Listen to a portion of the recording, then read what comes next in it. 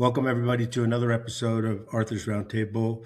Super excited to have Michael Schatzman with us today and talk about his history and the venture fund. And big shout out to Colton Rantz, who's kindly made this introduction. And so we're grateful that we're able to have this chat today with Mike. So, Mike, let's start, if it's okay with you, with your sort of origin story, your history, and how this all got started, and then where you're at today. Yeah, thanks so much for having me, Arthur. It's been great to be a part of your network and also spending time with Colton, who you work with and introduced us. But yeah, so my history is I'm an IU grad, go Hoosiers, national football champions, if you can believe that. But I was started out originally from the northern suburbs of Chicago. I was a marketing consultant by trade out of school, lived in New York City for about 7 years, and then moved back to Chicago. Spent time working for Visa and their co-branded credit card group, and then was there pre-IPO. Spent a lot of time traveling with them out in San Francisco, Silicon Valley area in its early days, and then started out, built my own businesses. It's kind of a longer story, but started a whole group of restaurants from scratch, from the ground up, 3 independent restaurants that were under a corporate umbrella that I established, and then had successful exits in those, became a early stage investor in various companies, also looked at different asset classes from private credit many years ago when it was more in its infancy, obviously digital assets, and every major asset class that's out there. And then through that whole process, kind of married investing and entrepreneurship together, where we built a fund focused on early stage investments. And this was sort of pre-chat GPT, where investment thesis was a little bit different. Just given my background, we were focused at that time, coming out of the all asset bubble in 2021 post COVID.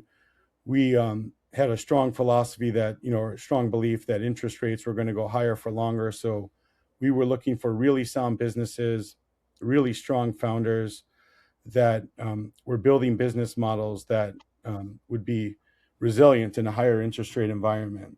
And then as we started to tap that network, I also had a strong network of repeat founders with previous exits through various investor groups I'm part of. Post ChatGPT, we started to see a lot of AI deals come to us. And these AI deals were very interesting because they were from some really well-regarded networks where, in order to be admitted, you have to be a founder with exits where you built a company from the ground up. And that was me multiple times. So being a part of these networks, we started to see these entrepreneurs that had exits in spaces where they had domain expertise, utilizing these AI technologies to go back and solve for workflow issues, right? So they knew where, all the bottlenecks were, where all the plumbing wasn't right, but they knew these spaces well. They had means of distribution and they had domain expertise. So our next kind of set of investments, we didn't do this intentionally, but we looked at, we made 3 investments that we really liked, and we looked at the characteristics of those investments, right? And you look at pattern recognition, and all those were repeat founders with exits, building an applied AI business, right? A vertical or horizontal technology. Most of the technology was vertical, which then, as you really expand in a vertical, you can your technology can be applied into other spaces, which then it becomes a horizontal technology. So we kind of were at the forefront of vertical AI before it became a thing, which is really, under the umbrella of applied AI. And so we took a pause and saw, really started to really think about that thesis and basically doubled down on our fund's thesis. And that's where we started to just focus on applied AI businesses from repeat founders with proven exits. And the rest is kind of history. And so, How um, long has it been since you decided to focus on that? Was it just after COVID? well, our fund, we seeded our fund in the fall of 2022, but obviously we were working on it beforehand. I can't remember the exact date that Chat GPT came around, but it was shortly thereafter. And so we had a bunch of investments lined up because we were doing, a lot of deals beforehand where we were doing individual deals and then bringing in co-investors. So we started the fund with, some attractive investments that we wanted to seed right away. But I would say it was about maybe about a year after until we really doubled. But 1 year after we seeded the fund was when we recognized this and doubled down on the strategy. And things are moving really fast. I mean, it's not like that's a brilliant statement, but what do you see now? Uh, aside from the characteristics of the founder, multiple exits, you know, passionate about what they're doing, focus on getting things done as a founder, and demonstrating that they can build businesses. What's the what do you see? Because things are moving so fast. When you say applied AI or in vertical and horizontal markets, can you don't even have to disclose the company, but give us an example of where you think things are going by Yeah. way of example of a company. Yeah, let me speak to that. So let me just take the comment. Yes, things aren't moving really fast. They're moving insanely fast. And Yeah. so a lot of outside, people that are embracing AI, they're using it personally, but a majority of people are um they're they can't keep up, right? And so with the way the pace of AI is moving, it's just like giving some people pause, like I just can't keep up. And so, Right. there are some people that can be more of a wait and see mode because they can't keep up with the cadence of AI, which is happening a lot more in a lot of these larger enterprises where, you know, if they choose to adopt an AI technology today, is a better one going to come, In 2 weeks. later? Right. And Just so like that, just yeah, like I'm sorry to interrupt, but it was like, to me it was wild. You saw OpenClaw come out, and everybody shifted from wherever they were at to OpenClaw. The people that were digging in deep, right? And then the guy leaves. It keeps OpenClaw open source, and then he goes to work for ChatGPT. And then another guy decides to write NanoClaw, which has this much code instead of this much code, and then everybody shifts to that, right? Everybody's exaggeration, but you get my point. it yeah, it's kind of crazy, right? yeah, so more of that's going to happen. And like people try to draw parallels, and I'll get back to the original question with an example in a minute, but just to kind of piggyback off that, a lot of people draw parallels from this AI era to the dot-com era, but it's kind of the exact opposite. Yeah, some of these valuations are very high, but the pace of revenue growth is insane. Where if you look at the dot-com era, there was no revenue No growth. revenue, right? Zero. So it's actually the complete opposite, right? And so what'll be interesting here is that, like, is there going to be a great churn moment, right? Where all this revenue growth, like some of these companies are going to continue to accelerate, no question. But there'll be a bunch of companies where, the revenue growth starts to decelerate.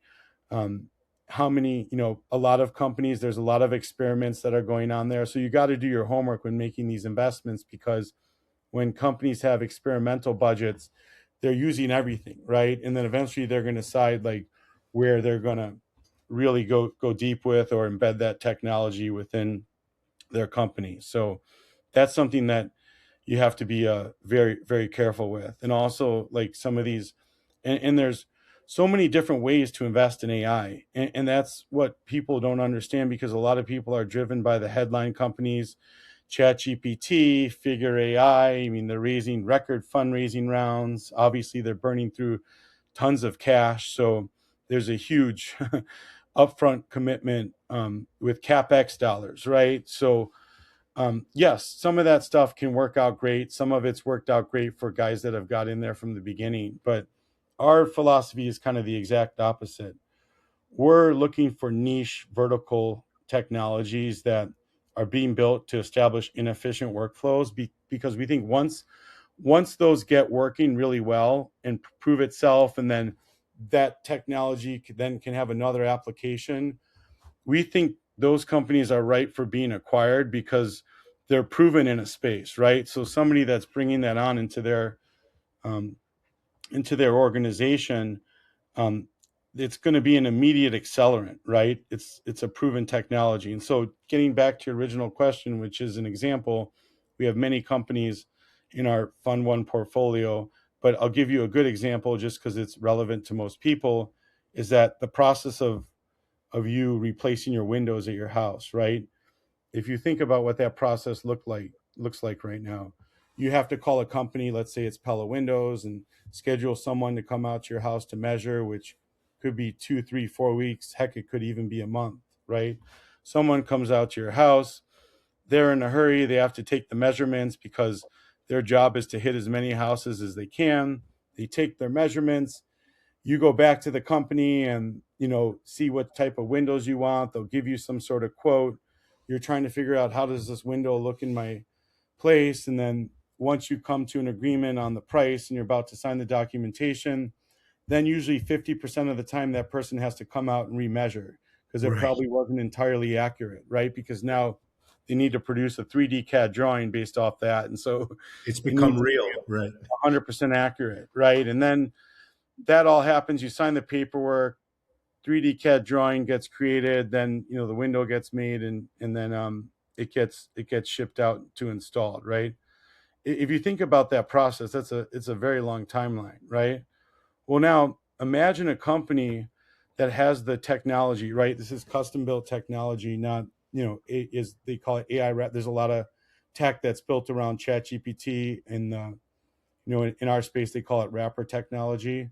So this is purpose built AI on your phone, where either whether it's you or the sales rep can come over and you can take a picture of your window, and it's more accurate than that person coming to your house, right? Physically measuring it. Yeah. From that window, it could produce a 3D drawing where you can potentially see, what do windows look like in my space, right? Yeah. And then you Wow. decide on your window, and then that technology can also produce the CAD models, which then get sent to production. Like, you're talking about like almost 60 to 70% minimum time savings right there, and more accuracy.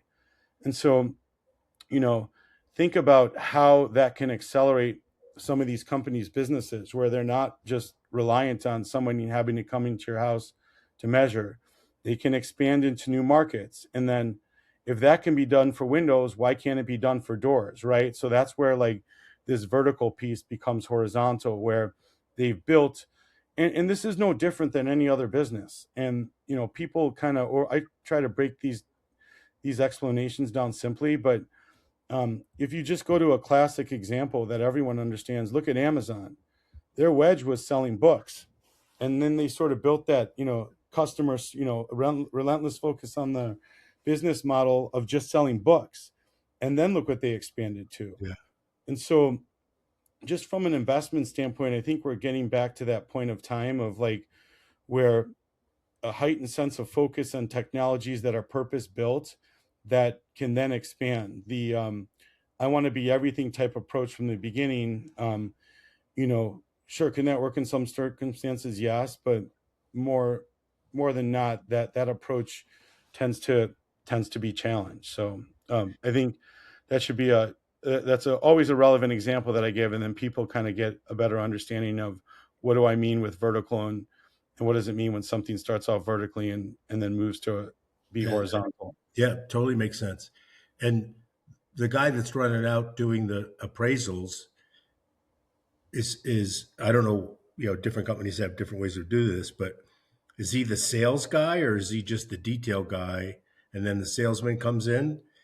I mean, Most of there's them are, yeah. lots of time wasted in all that, right? Yeah, I mean, look, some of them are sales guys when they're short staffed, right? And so, like, just AI is creating inefficiencies. And, the first part of AI is just it eliminates all the BS.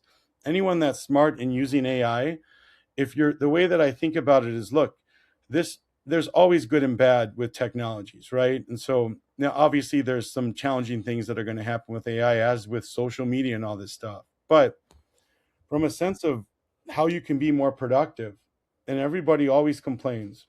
pretty much everyone that they get bogged down in all this BS and administrative stuff and all these things. But if you personally, I'm talking about a personal use case, but then it applies to business. But if you can automate, you know, how you see emails, some just certain daily tasks of how you take notes via these note-taking apps and everything, and think about how people used to just take notes and spend all day, organizing their notes and everything.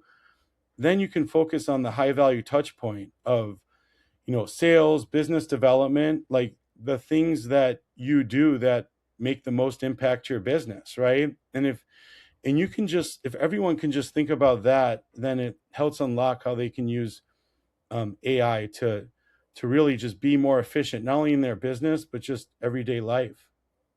Yeah, it really is a great assistant to prioritize things without you manually having to do it. It's really pretty incredible. In fact, there it may not be a good commercial use case, but on a personal level, if you're like, I'm often thinking about an idea or a strategy, and rather than sending out the research assistant to go do all the research, you just drop it in to Perplexity or ChatGPT or whatever, and you say, okay, what about this?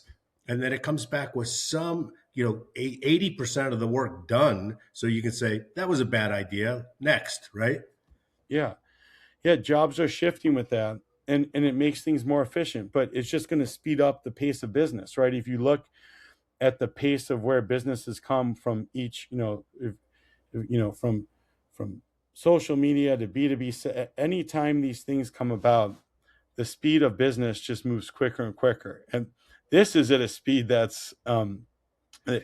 could be frightening to people, right? Because you're adding this productivity element before, like, you look at B2B SaaS and what that did, and obviously that put things in the cloud, but at the same time you still needed a lot of employees to work with those technologies, right?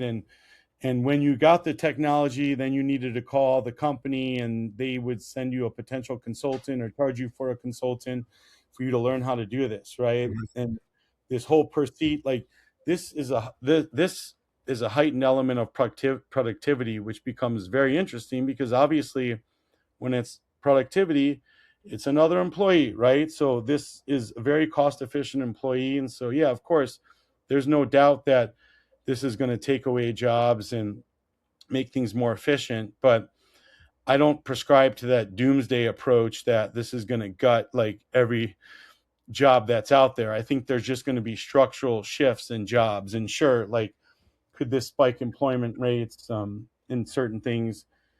Yes, but I think eventually, like, as more of these AI businesses are being created, like, there'll be some new opportunities that are on the table. Yeah, it's already clear that being a good prompt writer is a valuable skill, right? And then I call it, AI quality control. Like the AI, and this is a very pedestrian example, but it spits something out and it makes mistakes. So you Yeah, need a human to go in and give it the sniff test and close the loop on the does it actually work? And that often requires somebody that has the skill to not only just understand the business, but understand whether the AI actually produced something that's going to work. that's right. And so also think about it from a company's perspective. If there's a huge trust factor, right? I mean, Right. embedding this to automate some businesses and have it fully run, like, some companies are going to be very uncomfortable with. That's why, like, just from our standpoint, we love we love to see something starting in a niche vertical where with domain expertise where it's proven to do one thing, right? Because then think about it, it's less risky if you bed that one thing into the organization and okay, there's an issue, it doesn't work. All right, just one thing went wrong, we can fix that. But if it's embedded in like every all of your business units Yeah. and something goes astray, that's a huge problem, right? And so Yeah. uh, Everything comes to a grinding halt until I you think fix the market will come around to that eventually, where they'll start, just embedding these things one vertical at a time, because there's much less risk in doing so. it. Yeah. There was one of the co-founders of Reddit was on the program, and he made a really interesting observation, having built, like he was in the weeds building that whole program. He said what often happens is that when you build something to go at scale and you don't use household items that have been used historically and are more or less bulletproof, and if something goes wrong, you can find where the gremlin is because everybody uses those tools. When you build the new tool, you don't know where the gremlin is, right? And so it's really hard to scale Yeah, if you have stuff that hasn't been tried and true and tested. that's And right. it's really you know, can blow up a whole organization. Yeah, no, that's right. And so, but yeah, so I mean, look, at the end of the day, no, I've been out, and I'm fortunate enough to have been, asked to speak at a lot of different conferences, and people always ask me a ton of questions, and for the growing organizations, like, you know, a lot of these companies are going to have chief AI officers, right? And that person is really going to be in charge. Where whether the CTO becomes a chief AI officer, I mean, look, there's going to be a combination of the two, but that person's going to need to have their finger on the pulse of all these technologies and how to implement them across the whole organization. Because if you don't have someone in that role, like, they're not only could they miss opportunities, but you have to really go deep with some of this stuff, before you can give it the stamp of approval. And that person has to have a technical skill set too. So there'll be organizations that have teams of people with technical skill sets like this, maybe less of them. But as I like to say, you need to be able to go under the hood, right? And so to go under the hood to see, like, what's really there. Is this a wrapper? Is this, it may look good from the outside and sounds good, but when you open up the trunk of the hood of a car, you can discover a lot of problems right away. So um, If you know what you're looking for, too, right? I think that's going to be something that you start to see a lot in the marketplace. What there was a at the beginning of all this AI stuff, especially with ChatGPT and others, and I'm not trying to pick on them, just is that people were concerned that they were building their LLMs uh, on the queries of anybody that would use it, and that is there a trend now to have your own LLM and have it learn, slowly as it relates to idiosyncratic use case of your company, so they don't use your data to teach their models. Yeah. Well, I mean, look, data is kind of the new, like, that's really, when you look at AI and what's the moat, right? It's all going to be about the data, right? And so that's really the next frontier here when you're looking at some of these companies and who owns the data. I think there's a lot that's going to play out in that space, right?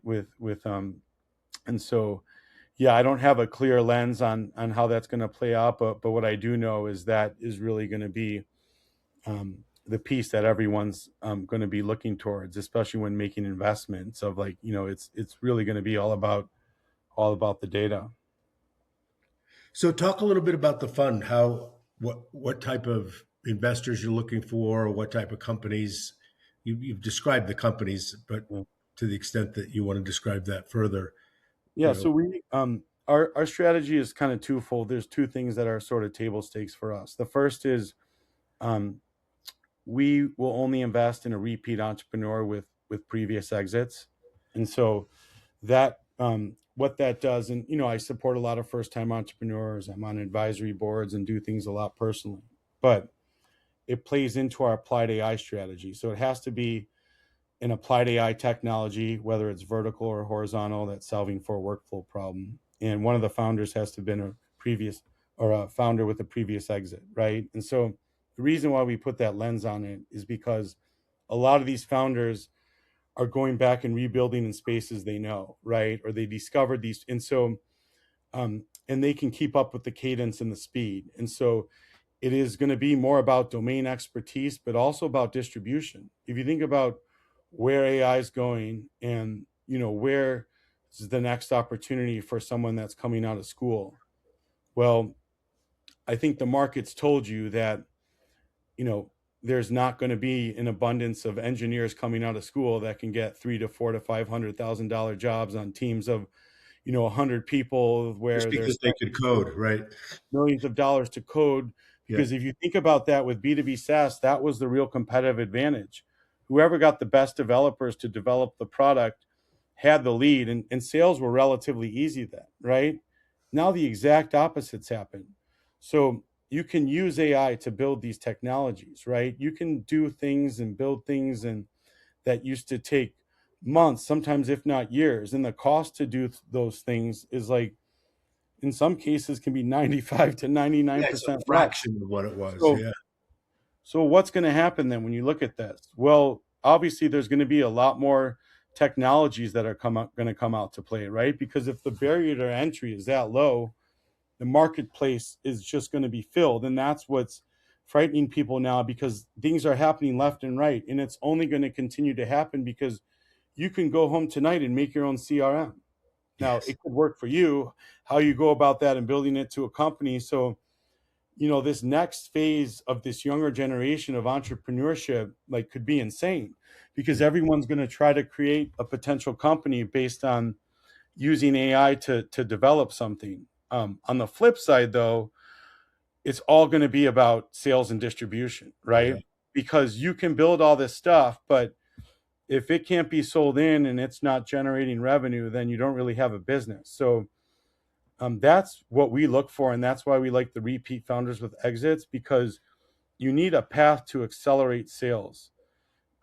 And I give an old adage. We used to see a lot of healthcare tech deals, and one of my partners, knows the space very well. He used to run a hospital before becoming a fractional CFO. And in healthcare right now, you see some amazing technologies. I mean, unbelievable technologies. But depending on who their audience is, if that healthcare tech stack needs to be sold to doctors, good luck selling it to Good luck. doctors if you don't Right. come to the space with a network. I Yeah. mean, so that's what's going to happen. You're going to see a lot of incredible technologies that are being built, and but if You build it and they they're won't unable to come. Right. scale, Yeah. like and obviously have a means of distribution, they're going to be significantly challenged. So um, that's um, that's how we that's kind of why our strategy is in place, because we think our strategy lends ourselves to having a much quicker means of distribution with the repeat founders. And are you finding that the repeat founders are building in, back to the age old, do what you know type thing? So they may have exited a company in the same domain, and now they're going back to that similar domain with a different use Yeah, case. 100%. Look, the sky's the limit right now. Like if you're someone, the people now, when they say like AI's, I think a lot of people hear this phrase, AI is remaking every industry. And most people have trouble understanding, like, what does that mean? Like, is like AI going to take over this like what it means is that there's going to be different ways of establishing efficient. Some businesses are going to be able to be more efficient with workflows, right? And then in other businesses, like there's going to be more automation in manufacturing facilities, maybe with robotics, right? So every sort of sector is going to look a little bit different, right? It's not like this one thing is going to be able to do everything. And so what that gives someone, like the whole lay of the landscape's changing. So if you have expertise in a space right now, and that's what that's why we got behind our thesis. Some of these guys are licking their chops, saying, I know all the problems in the space. I can use this technology, and I'm going to go, I'm going to start in one area and start to build a business around it, right? Because it's relatively easy for them. They come right from the space. So that's our whole investment thesis in a nutshell there. So then, of course, like you have everyone gravitating towards that, but then you're going to have obviously some industries like, there's some automation coming in landscaping where you'll see some robotics things happen with, lawnmowers and stuff. But, plumbers, everyone's talking about like plumbers, electricians, and if you think like in life and anything, right? Everything moves too far in one direction and then comes back a little bit to reality. So, Yeah. yeah, are we moving? Reversion to the mean, right? So there's a reversion of the mean happening with with everyone. Like you trying to call for your electrician or a plumber or someone to come out. Those guys are on insane backlogs, right? And so there'll be opportunities that open up that AI can't. Sure, it can have an impact on scheduling certain things to make their business more efficient, but the physical labor part of some of those professions aren't going to change. And also, there's a shortage of those people right now because everyone wants to move into tech. The younger generation just wants to be with tech. They're growing up with iPads and all this stuff, and that's all they know, right? And so, um, It was between tech and crypto. People were saying, "Why do I need to work hard?" Like it might be hard work to figure all that out, tech and crypto, yeah, but between that and deciding to be a plumber, it was yeah, really interesting that you go to any uh, sort of tertiary town or even rural town, and the guy with the nicest office building is the electrician. yeah, Right? that's right. It's always been that way, right? Yeah, and so like there's obviously when everybody gets excited, like when I'm not saying that we're in a bubble by any means. There may be some pockets of excess, but when you look at that, it's just excitement, right? Everybody is excited about this stuff, and so that's where the enthusiasm comes in and investment comes in, over investment, all this type of stuff. And so you just have to be very careful. All these technical, in every sort of technical revolution, they the same things seem to happen. Yeah. What do you think of you often have to ignore headlines, but what do you think of all this talk about, SaaS is dead, you know, you know, companies like Salesforce are going to suffer not because they don't have a good business model. It's just that software is going to sort of not be the holy grail that it once was. Yeah. So look, there's an argument to make. Yeah. So um, you know, parts.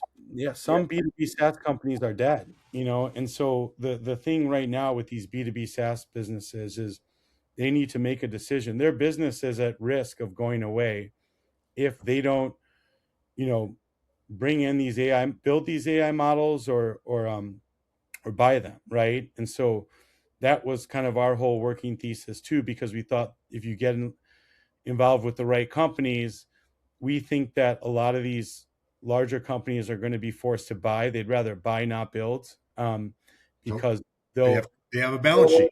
they'll Yeah, also they'll overpay for something that's working, because if their business is at risk of potentially being extinct, they'll take all measures, right, to correct that quickly. But so yeah, I mean, pricing is going to change per seat versus productivity. So the business model is changing, and so like all SaaS companies aren't going to die per se, but a lot of them are going to be at risk of being extinct if they don't alter their business models and embrace it. And there's a lot of those conversations that are happening behind the scene, and so that's what's happening right now. Because if you look at the market, people, of course, things always get overdone too, right? So these could be attractive opportunities for the right SaaS-based businesses that alter their business model and then have growing revenue. But if you look at the ARR, the market's basically saying we don't have certainty that ARR growth is going to continue at this pace. totally. And Yeah. then they're assigning larger multiples to the faster growing AI businesses, right? So these SaaS-based businesses are are just they were at some high multiples, right? So this is just multiple contraction that's happening right now until the market sees them accelerate or embed the AI business models. You know, it can continue to go down a little bit more. What's the risk that you see, for example, with the founders that that have built things and sold them and building something new, when something like OpenClaw comes out and they built it all on Anthropic, and they go, "Holy crap! what do I need to do now? Do I need to switch to that? And then when in a matter of weeks, NanoClaw comes out, is normally that uh, infrastructure that you built becomes a legacy system in the old parlance, right? And you can't extract yourself from it. Is it easy to extract yourself when you build it on some LLM and then something cooler and better comes out more efficient? Is that an easy transition or easier than it once was? Um, yeah, I mean, look, it's easier. The way I explain this is, it's what was I going to say?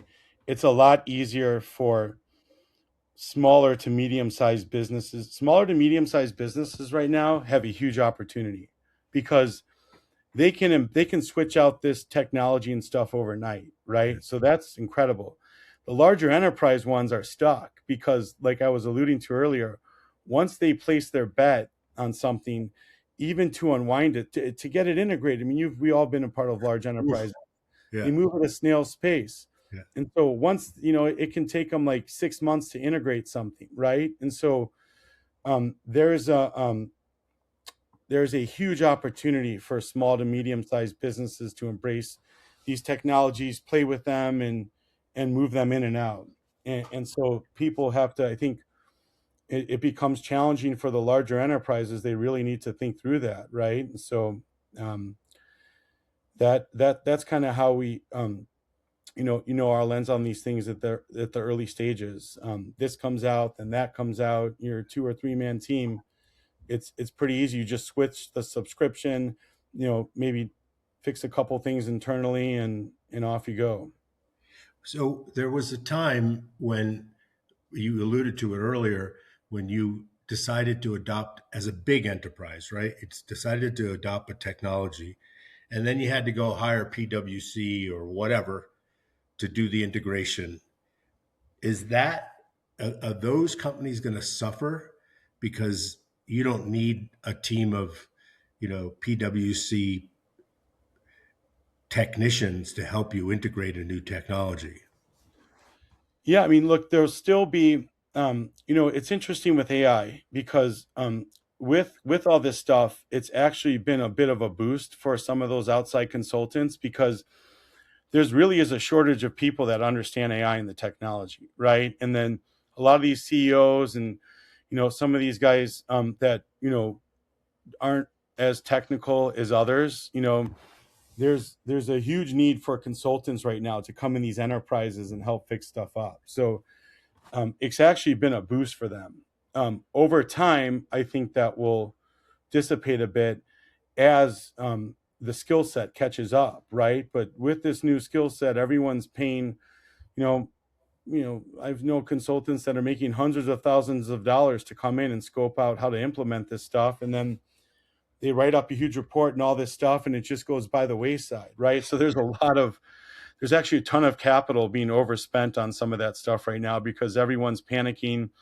Boards, directors of boards are coming down and saying we need an AI strategy, and then they call these guys, right? And so Right. and you've seen some of these reports where you know some of these companies can pay a consultant and the consultant is using AI to do these reports. Right. So they're producing these reports for a significant amount of money, and then um, their profit margins are substantial because they have less people doing them. So in the short term, it's actually a boost for those type of people, I think. But it may take a while. This could keep going on and on. The more you introduced all these models and everything, like you need you need expertise, which is in short supply to get in there and understand like all these different language models, what's they do, what's the pro and con. Am I using Claude? Am I using Gemini? Like, what do I use for what? And then how do we teach the employees how to do this? How do we have a heightened level of consistency across our organization? It's It's a lot. exhausting. It's It's exhausting, but advantage to the startups here that can integrate this and master it, right? Because that whole new wave of companies that are embracing it, you'll really start. You're starting to see revenue accelerate them with them now, and I think that's only going to continue. so that suggests that where are we with the talent pool? For example, you've got people who you can't compete with the checkbook for Facebook and Google or Alphabet, and just go down the list. AI, Open AI. You know, how do these small founders attract the talent that would otherwise just get $1.5 million from Google and go sit and do their work?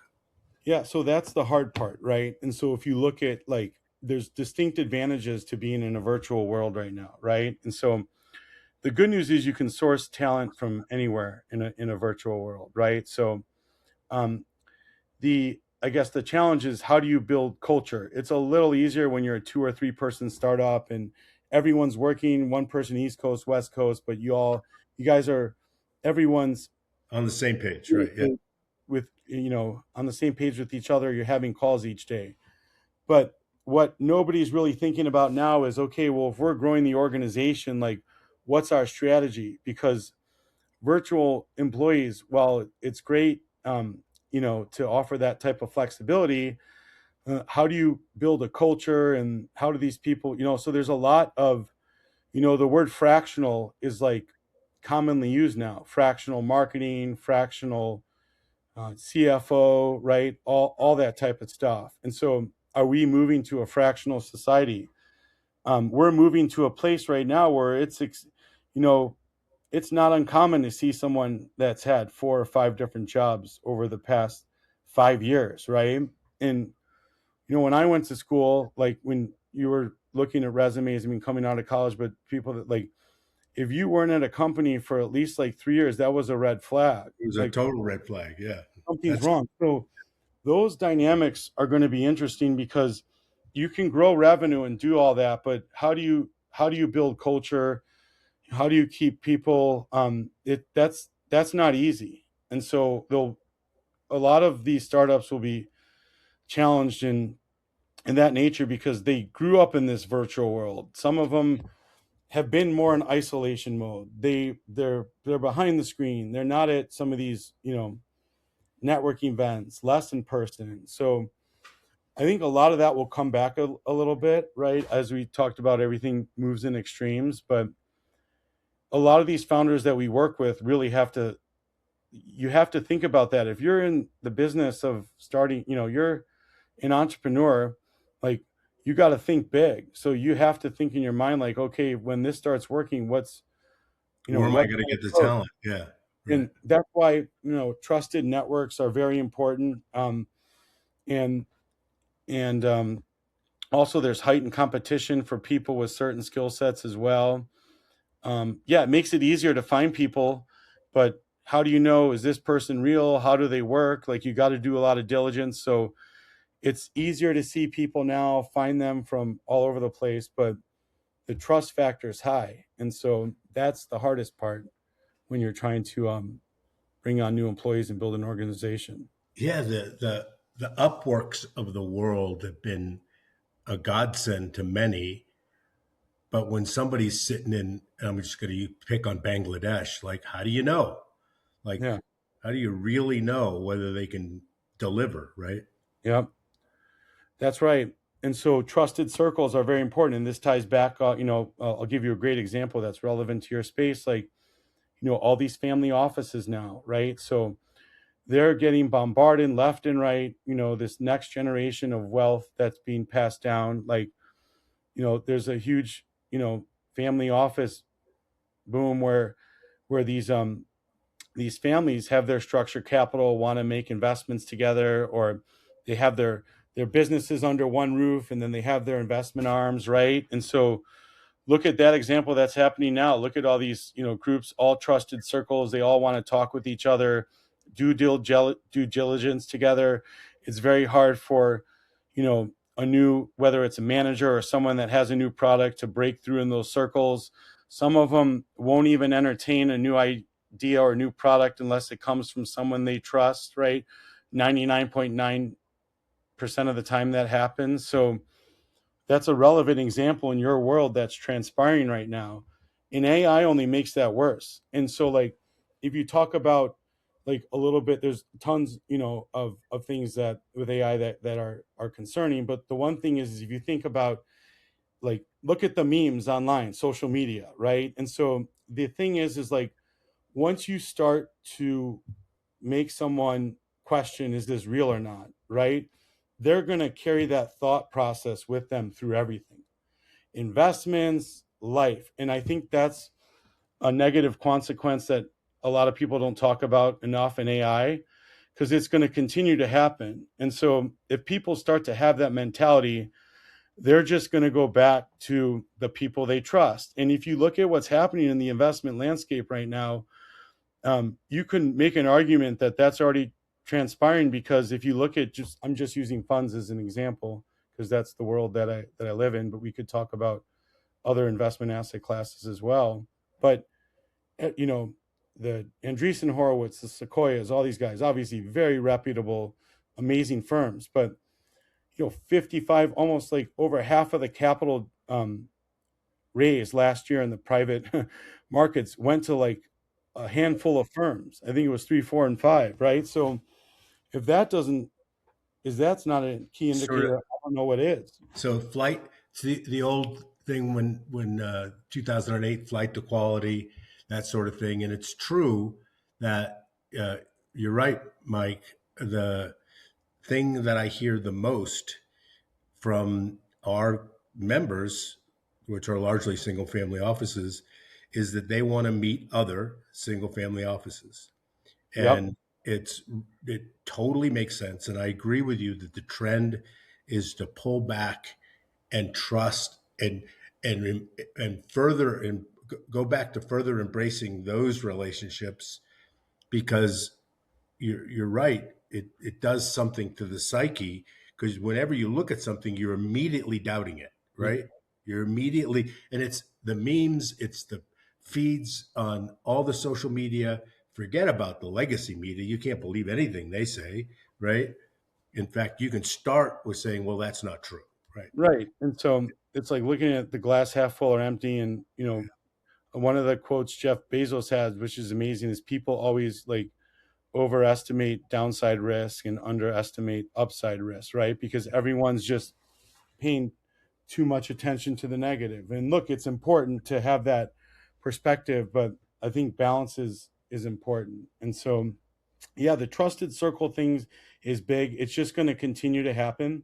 Like, I don't see that trend stopping anytime soon in this day of age of AI, which so yeah, people have to be well networked. And then we're coming in this age where the younger generation is like a bit more antisocial, right? They're behind the screens. They haven't built that muscle, right? Right. Yeah. So like everything, like I have some sayings, but I always say like behind the screen don't mean a thing. And like out of COVID, like I call it, there's people, I call them Zoom lemons. They're on Zoom, but they're wearing Lululemon right Right. below it. And, like, but there's people, like, if you look at a crazy example, if you look at not to pick on him, but Kevin O'Leary, Mr. Wonderful, when he's on CNBC and he's on social media, Got his he's pajamas showing on. you that he's like Yeah. in his underwear. Yeah. And Right. so like it's almost like saying to people like, are you really authentic or this and what's happening? But there's a huge opportunity for people to get out there and hustle and build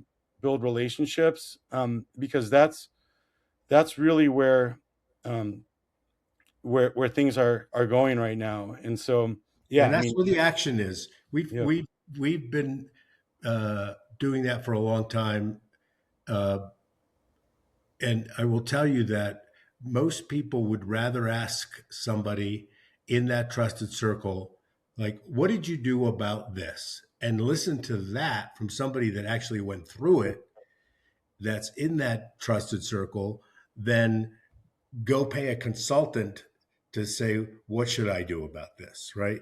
yeah. And people are lazy now. And so like if you want to break into family office groups and stuff, like do some research on them, find out what's important to them, and come to the table whether with an idea or some form of expertise, right? And so like all this AI stuff gets old, and you see all the LinkedIn posts, like everyone, like, have, their automation set up, their sales scripts, like people, So like email, like eventually email is going to go away, and most people are done with it. They're like, all I'm getting is junk.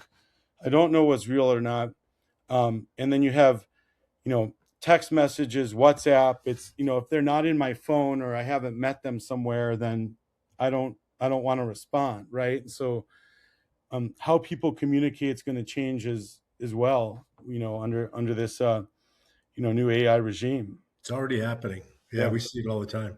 We've had to, uh, we're just no different than any other business and family office insights, for example, and that the AI has helped us where we would manually, when somebody would come to us and say, we have this opportunity, then we'd have to take the time and manually figure out who that's appropriate for, if we're going to get involved.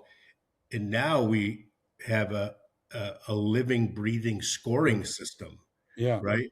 Where we can not bother people who aren't interested, right? Yeah. Right. Yeah, So there's great. So that, yeah, there's the good there with make those yeah. task things so much easier for you, right? So but yeah, I like to focus on the good on this technology and hope that some of our worst thoughts don't necessarily transpire, but it becomes a level of responsibility for everyone as well, right? And so people have to be educated on this stuff, but look, there's always bad actors with these things. Like you can't. It will always be. Yeah, Yeah, for exactly. sure. Yeah. Well, that's awesome, man. I really appreciate you doing this. Super appreciate your insights, and I'm sure the audience will find it valuable as well. And uh, what if there's anything that the audience can do for you? What would that be? Look, we're pro family office and firmly believe that for us, it's about um, education. So, would love to, if we have the opportunity, come to either some of your events and focus on the education of how to invest in AI, where to be looking. I mean, that's what we're all about, right? It's not just about our product, but it's about education, to opening people up to like, I didn't know I can invest in AI in these particular areas. Like I only thought I could do it through whether it's the public markets or these large, funding rounds for, the namesake companies. But I think there's a lot of opportunity. I'd welcome, family offices could embrace us where we could help educate them on the areas to potentially look at in this space, because I think it's only getting started, right? And so more and more is going to come, and these family offices also have to have the right infrastructure set up, especially for venture in some of these alternative asset classes. In the private markets, it's just harder to do diligence, right? And that's why everybody gets comfortable in public markets. It's all readily available data. Yeah, Private markets, I think, represent some of the best opportunities down the road. And I think yeah, no doubt. you'll see a more convergence with public and private markets, but how you get access to the information and know what's real or not and utilize your network and resources is extremely important when you're looking at alternative assets. Yeah, we'll be sharing this with the Family Office Insights community. So please feel free to reach out to Mike. Is that okay, Mike? Yeah, that'd be great. Yeah, So I would welcome the introduction and look forward to assisting you in any way, shape, or form down the road. appreciate that. And it's a great time to be alive. I'll tell you that. Amazing. Yeah, there's no sure. I mean, it's a fast paced world. Buckled up, right? So, um, Well, thank you everybody for joining us today. Thank you again, Mike. thank And you. we'll see you next time. Thank you.